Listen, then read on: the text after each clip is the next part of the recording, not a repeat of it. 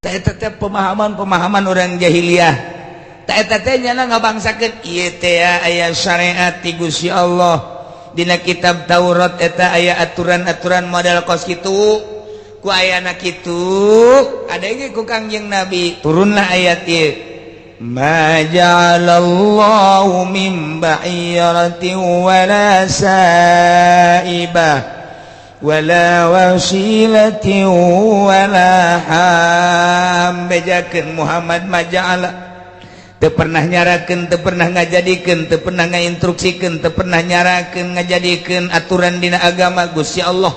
kana onta bahiroh kana onta saibah kana onta wasilah kana onta ham bohong teh Muhammad bohong kunyana diaku-akukeun bahwa eta teh meunang ti aing cenah eta teh Muhammad aya cenah dina kitab Taurat da tuturanan di Kangjeng Nabi Musa bejakeun Muhammad bohong sakali deui walakinnal ladzina kafaru yaftaruna 'ala Allahil kadzib tetapi na jelema nu kalalau purmanya nama jijieunaan ka Gusti Allah bohong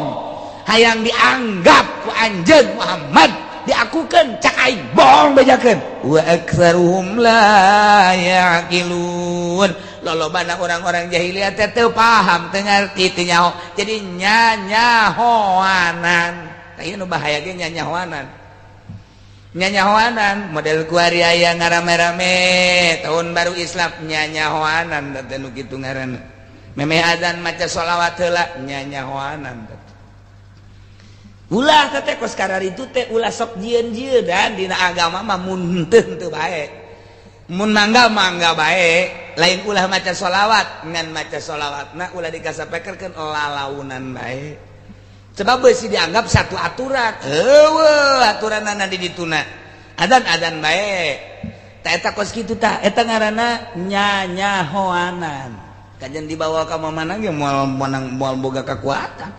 mandak apakah rame tanggal 1 Muharram diramekeun teu ngadarukung kiaina ti Jawa Timur Jawa Tengah teh ngadukung ge kiai nu diondang doang kiai nu diondang mah atuh teh mah sapira ngarame-rame karena diondang bae hateletingna mah nya ge atuh henteu mantak teu rame mana suasana 1 Muharram Jakarta rame sagebrag-gebragan doang waktu si eta bae nu sajeuna atuh henteu sebabna isin nu madrasah kitab mah jauh instruksi di luar negeri apa rame atuh henteu ramean kene Asyura engke deuleu coba ge di mana di Irak sebab kematian Sayyidina Husain tak sagedeng deui dina Qurtubi kurang bakal dibaca tanggal 10 Muharram wow jutaan manusia puluhan juta manusia tumplak ka Karbala Iran Irak terutama kadinya Saudi Arabia Yordan Mesir terus Timur Tengah Turki ujianna daratan kabeh ka Irak ka Karbala tadi dinya kematian Sayyidina Husain nu kurang keur dibahas ku hari kematianana di kitab Qurtubi tah eta teh jutaan manusia puluhan juta ratusan juta eta mah rasa cinta terhadap zuriat Kangjeng Nabi urang Kangjeng Nabi Muhammad sallallahu alaihi wasallam bertepatan jeung 10 Muharram coba deuleu engke tanggal 10 Muharram isuk Senin wah luar biasa ayeuna mah ieu kos kikieu dek ramean paling yatim piatu bae eta mah urang nyantun yatim piatu kemudian bari ngomong-ngomong saeutik teh mah yatimna lain ngaramekeun Muharram tanggal 1 Muharram tahun baruna mah teu kudu diramekeun khaliful yahuda keunanya bae nu rame Yahudi jeung Kristen urang mah ulah tahun baru Islam mah teu kudu dirame-rame ngarame-ramekeunana urang mah kusantunan yatim piatu endeuh ge geus teu kudu kumaha bere abeh terasa tuh ngedak mana suarana eueuh sebab ulama ti baheula teu ngadukung ngan eueuh nu warangi ngomongna teh pajar nentang kana ajaran mana aja eueuh nu nitah mantak ulah ngajelaskeun nu sabener-benerna henteu kudu endek santunan yatim piatu teu kudu make bedug aya anu ngliling bedug tanggal 1 Muharram teh wah terus ieu kata eueuh instruksi deui kumaha atuh ramean naon selain di Bogor bae di mana ge aya sebagian kecil di Bogor ge henteu kabeh hanya mun kecamatan eta bae naon sebabna isinin kiaina ai ngalarang meureun ieu teh besi di jerona alah eta aya santunan ai teu ngalarang eueuh instruksi cara ricing we kabeh ge di mana ge ngan wani ngabahas karena kuari kula ala kadar nyarita instruksi aya ge doa tahun baru mah pada maghrib di masjid masing-masing ayo doa tahun baru beres ngadoang geus beres dek sorangan dek berjamaah tuh nah ieu keur carita di zaman jahiliyah nyadiakeun onta jang pangeran bebejana ngabangsakeunana ieu instruksi ti Gusti Allah ta eta teh walakinnal ladzina kafaru yaftaruna 'ala Allahil kadzib jelema-jelema kafir Yahudi kos kitu hanya jijieun ka Gusti Allah bohong eueuh teh di dituna Muhammad wa aktsaruhum la yaqilun lolobana mah teu mampu pengetahuanana teu ngarti bodohnya na teh mantap ka dieu na teh diteruskan mah ieu mah jakaruhun ieu mah jati dituna ieu mah jati bapa moyang kami modal di urang aya sedekah bumi eta sedekah bumi teh turun temurun bo urang teh cenah ku sawah diberikan nikmatan anu luar biasa yu urang dahar di sawah sedekah bumi eueuh ti dituna ieu jahiliyah ya nu geus dieu jahiliyah tah geus mulai eueuh tapi ku ari mah di urang ya berbarengan jeung eueuhna sawah bae deui jadi di Yogyakarta masih kene di Jogja mah loba jasa mun ulah ngobrol-ngobrol teh bangsa sosodakohan pabidahan hanya sebatas ti karuhun hanya sebatas ti nenek moyang hanya sebatas di laut acara laut di sawah acara sawah Yogyakarta teh kos gitu aya cerita kejawena Yogyakarta teh eta teh termasuk naon kitu nu sangat kuat kuari masih kene gitulah urusan baheula ditentang ku Kangjeng Nabi ari eueuh ti Gusti Allah mau ulah sok dijieun-jieun atuh para Yahudi nyana ngabangsakeun bahwa ieu onta nu tadi diserahkeun jang pangeran aya instruksi ti Gusti Allah ieu aya dina kitab Tauratna ketika ditantangkan ku Kangjeng Nabi mana coba buka Tauratna sing belehem eueuh mentak ma ja'alallahu min bahirati wala saibati wala wasilah wala ham teu pernah ngainstruksikeun Gusti Allah ka onta-onta tersebut dipake takarrub jang pangeran pugu pangeranana ge salah teh cek Gusti Allah mantap eta perjalanan Yahudi kos itu perjalanan teu mendasar perjalanan salah luar biasa coba ajak Muhammad ajak coba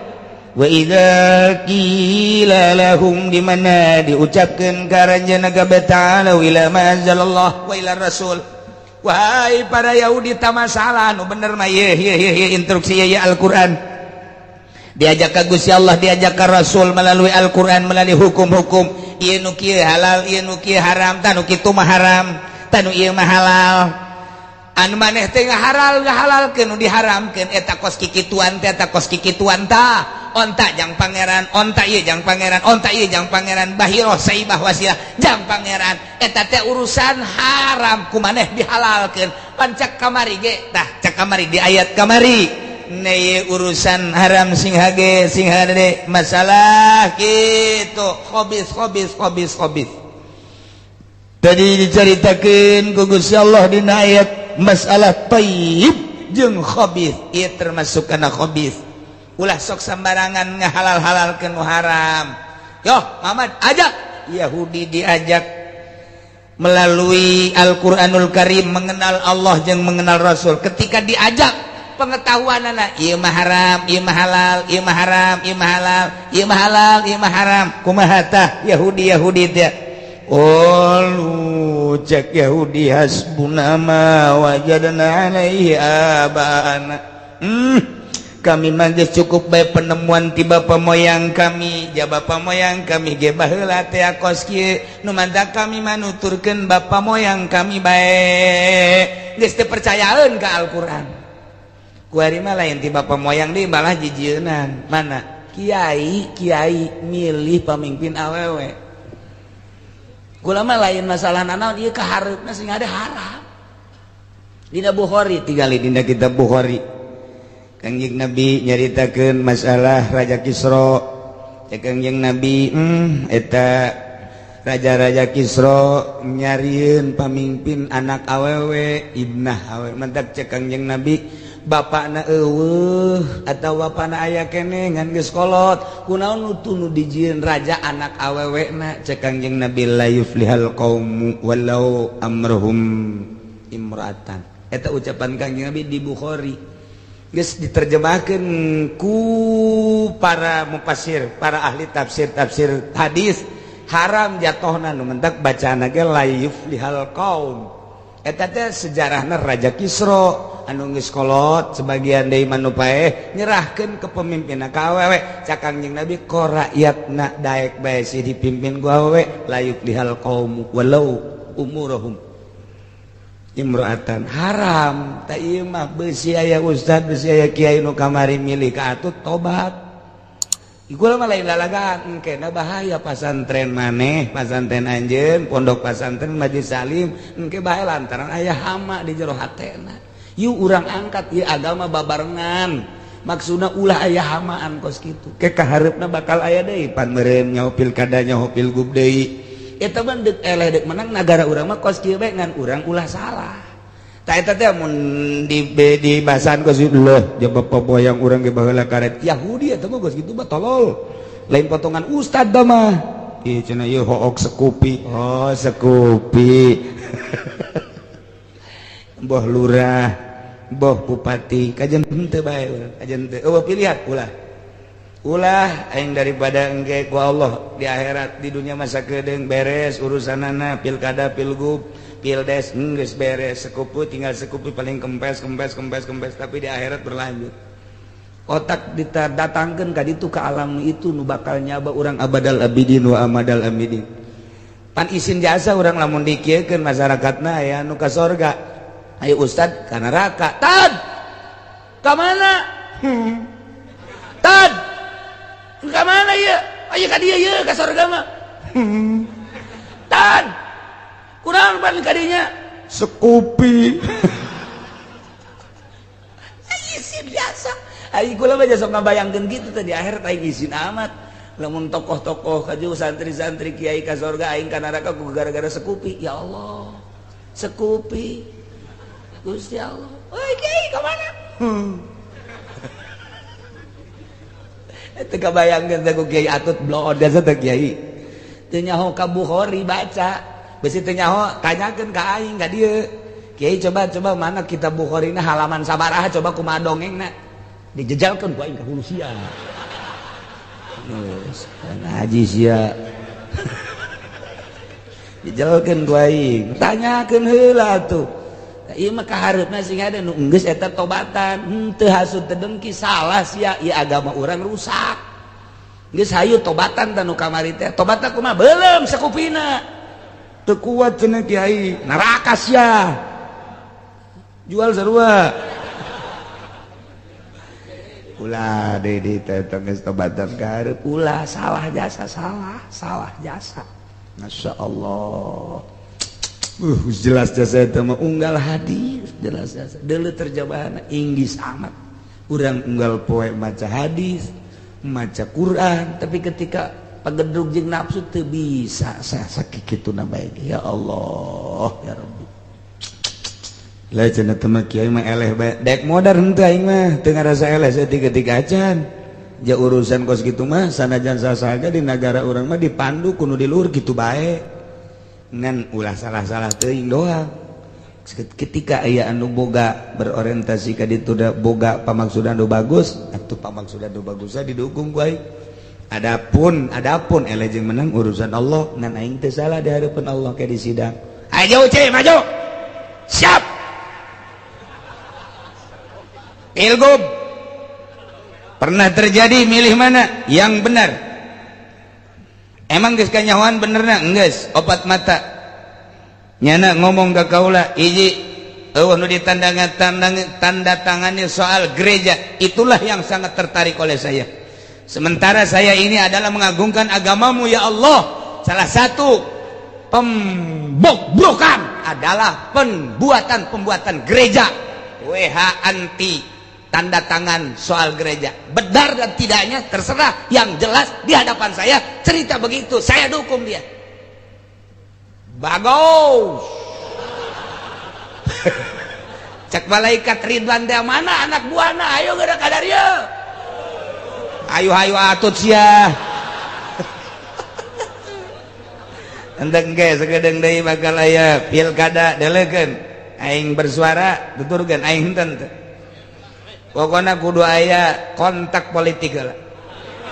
bisa tuh kontak politik mah duit eueuh nanaonan di aing boga aing duit pokona jeung Pak Ismet sugihan aing dek modar bae pokona mah beneran aing mah sagedeung deui bakal pilpres jeung presiden ge sugihan aing sugih naon cenah boga naon ulah ungkul ka kanyaho sia pokona mah sugih bae aing mah geus lah cenah teu boga naon ge atuh sabodo sabah urusan sia ngan aing mah sugih bae sakieu dahareun tilok beak di aing mah nanaon ge tilok beak kata mah kurang seutak-seutik masalah geus ngan lain eta aing mah tujuan sia jadi pamimpin deuk naon sakitu bae aing mah deuk bener apa henteu dites heula ku aing ai kiai nyaho emang KWH bahwa henteu tanda tangan saksi kiai 5 lain lalagaan namantak nya mah teu dipake karesep ku urang itu mah ku urang mana karangarana Serpong mana deui tah belah ditu teh atuh setting deui aing mah parhoba eta ngaran lembur heran rumpak sinang kabelah dia setting denan dah eta panunggangan teu dipake karesep sebab naon teu tanda tangan gereja salah satu bukti 5 kiai nu geus ngobrol jeung kula geus nu sajan-sajanna mah sabodo geus eta we tah tertarik sabasa kali ketika atut ditandatangani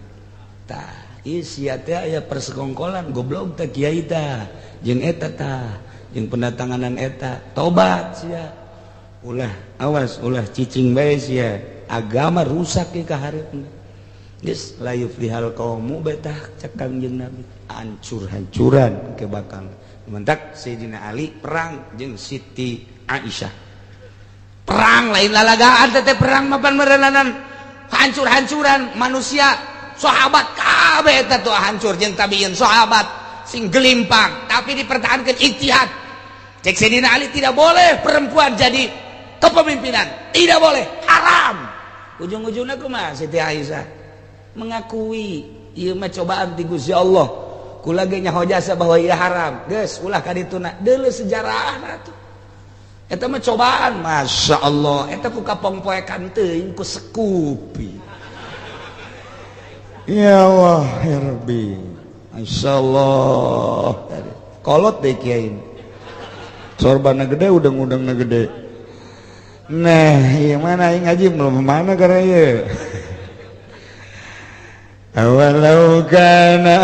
aba'uhum la ya'lamuna syai'an wa la yahtadun. Apakah nyukupan ka jelema kalalapir soal penemuan riwayat indung bapak moyangnya padahal mah bapak moyangna layak lamun syai'a teu boga kanyaho sama sakali jeung teu meunang pituduh tapi geuninganan pake dalil imah jageus aya ti luhurna ti bapak moyangna cukup dengan dalil kos kitu padahal mah kanyaho pajalma teu meunang pituduh atuh teu cukup mun dibahas hamzahna panjang lantaran ayah hamzah inkar didinya ayah A B C D E F datang ka sabaraha maziyah kitu urusan hamzah panjang ngan ieu mah keur carita inkar bae lah atuh teh cukup ngan saukur boga dalil da ieu mah ti bapa moyang teh cukup lantaran teu boga kanyaho bapa moyangna ge teh cukup dengan dalil ieu mah turunan ti nenek moyang kami teh cukup lantaran nenek moyang naga teu boga pituduh naudzubillah min zalik wa min zalik mudah-mudahan orang dijauhkeun ti Yahudi dijauhkeun ti Kristen dijauhkeun ti para kafir-kafir diteguhkeun iman Islam urang diteguhkeun iman Islam anak cucu urang diteguhkeun dulur-dulur urang sehingga urang kabehan disalametkeun ku Gusti Allah fid dunya wal akhirah kitu keneh mudah-mudahan diteguhkeun deui imanna para pemimpin urang sehingga stabil terus Indonesia sesuai jeung aturan Allah Subhanahu wa taala. Di barokati umil Quran Al-Fatihah.